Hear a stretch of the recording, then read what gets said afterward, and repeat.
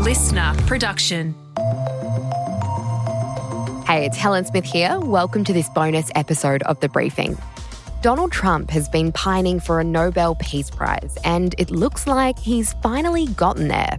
The Venezuelan opposition leader, María Corina Machado, has presented her gold Nobel Peace Prize medal to Donald Trump after meeting him in the White House nearly a fortnight after he ordered the arrest of Venezuela's president, Nicolás Maduro. Machado received the award last year for her struggle against Maduro's brutal authoritarian state. However, the Nobel organisers posted on X, a medal can change owners, but the title of a Nobel Peace Prize laureate cannot. Last year, I spoke with Allan Behm, a special advisor at the Australian Institute, after Trump was nominated by several countries, including Israeli PM Benjamin Netanyahu, for a Nobel Peace Prize.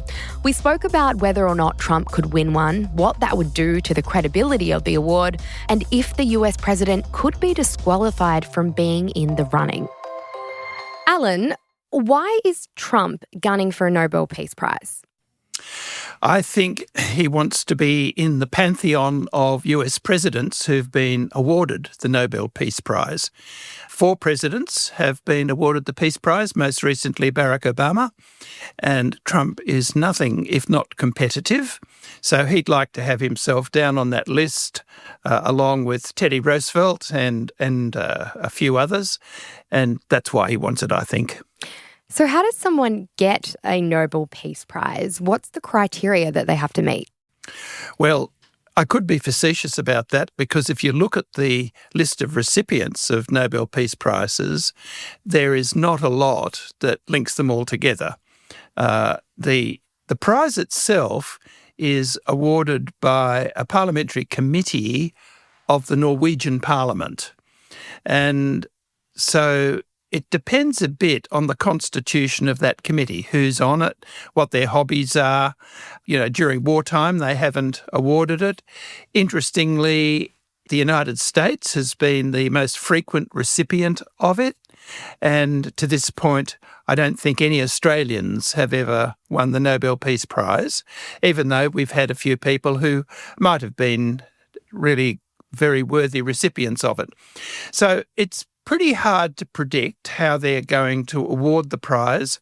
They do like to go for people who are underdogs, and then others of them have been enormously prominent citizens of the United States, say Henry Kissinger got such a prize, or they've been in very particular places, East Timor, for example.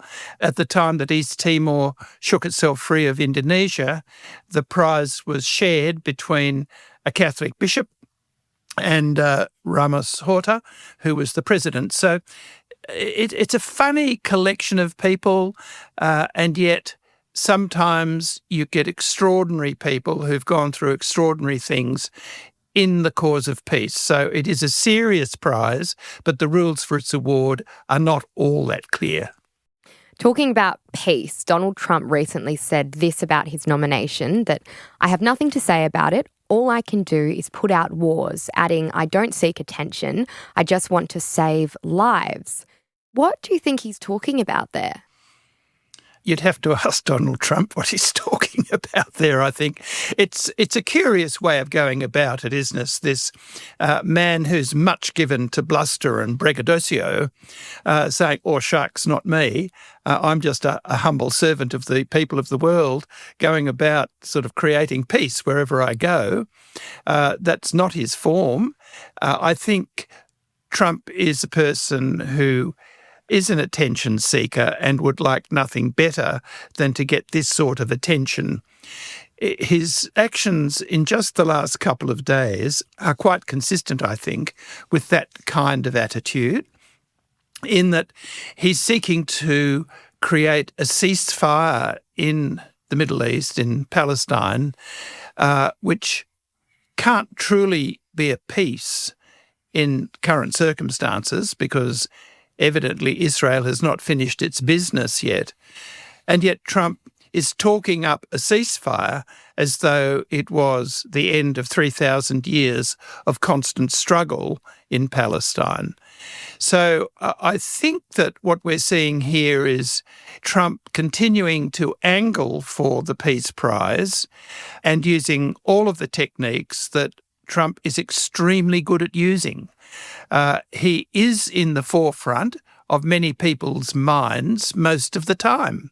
And that's his technique. And as I say, he's very, very good at it, and would like to think, I guess, that he's a very strong contender for the Nobel Peace Prize if he were to bring about a cessation of hostilities and a withdrawal, at least from the use of armed force by Israel.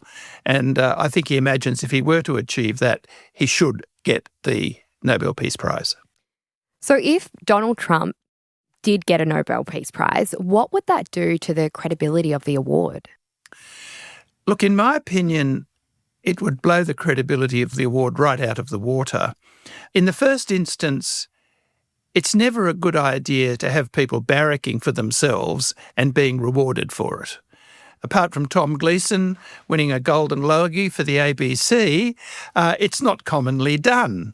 And good on Tom for being able to play the numbers, but in something like the Nobel Peace Prize, which is, after all, a pretty serious international award, self-promotion shouldn't be rewarded.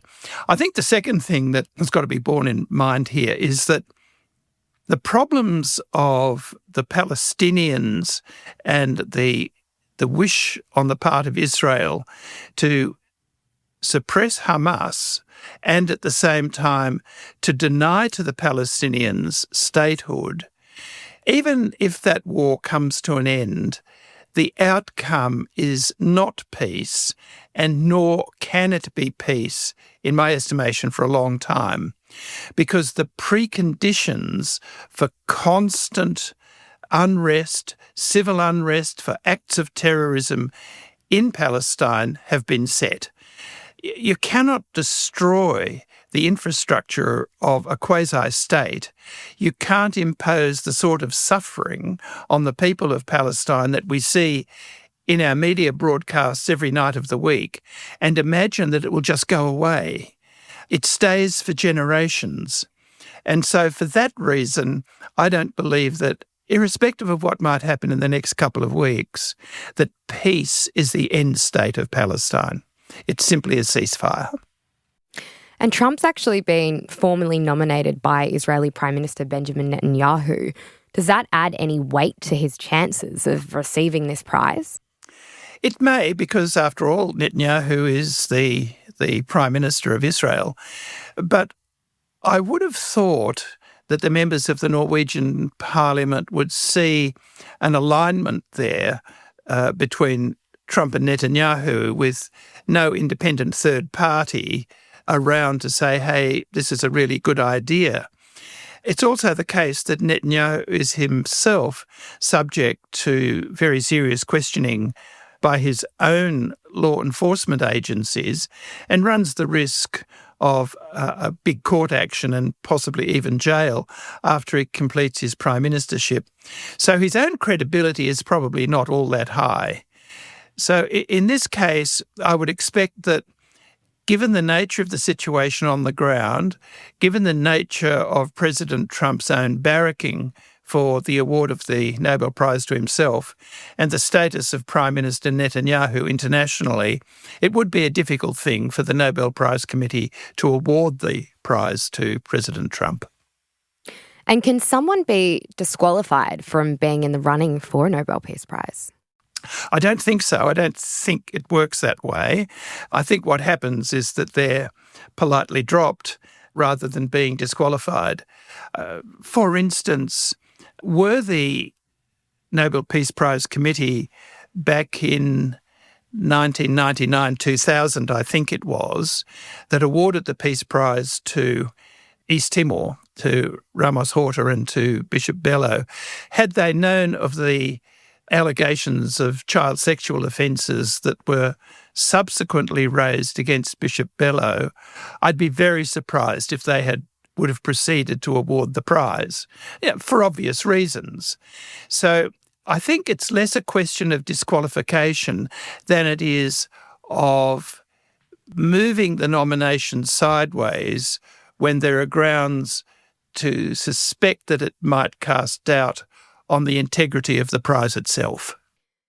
And moving into something a little bit different, we've seen celebrities kind of being donned with prizes and PhDs, and even David Beckham has received a knighthood, for example. What's the difference between getting something like a Nobel Peace Prize and then a knighthood? Well, I think there's a lot of difference. The Nobel Peace Prize is really structured around highly significant actions on the international stage rather than things that happen on a national stage. So things like Orders of Australia or knighthoods in Britain or Presidential Medals of Freedom in the United States, which are generally speaking awarded to citizens for wonderful activities on behalf of fellow citizens within that state, and hence David Beckham, in the soccer-playing pantheon really, is worthy, I guess, of that kind of recognition. But it's not an international stage in the same way that somebody who brings about the cessation of a war or installs a peace plan, as actually happened in 1946 when General Marshall was awarded the Peace Prize, an American general who introduced the Marshall Plan, which was material to the economic and political reconstruction of Europe after World War II. I mean, they were very, very big international actions. And so that's what the Nobel Peace Prize is designed to recognise, even though from time to time it's awarded for things which might appear to be of a somewhat smaller scale. And who is Donald Trump up against? The organisations or the humanitarian aid? Who could actually win a Nobel Peace Prize come October 10? That's a really terrific question, Helen, and I don't know who he's up against. The list is not publicised. When the announcement is made, it is generally speaking a surprise, as it is for the Nobel Prize for Literature and so on. We can pick who might be candidates, but very often the prize is a surprise to everybody. But I would have to say that there are many things going on around the world at the moment where individuals are striving mightily to bring about an amelioration in the conditions of people. Right across Africa, there would be many worthy recipients of the Peace Prize, in my estimation. Quite a number in South America. There are certainly people who are working hard to restore peace in Ukraine and in other parts of the world. I think there would be quite a number of people on the list, but I don't think that there are any of them who are promoting themselves with the same sort of vigour that President Trump has been. Allan, thank you so much for joining us on The Briefing. Thank you, Helen.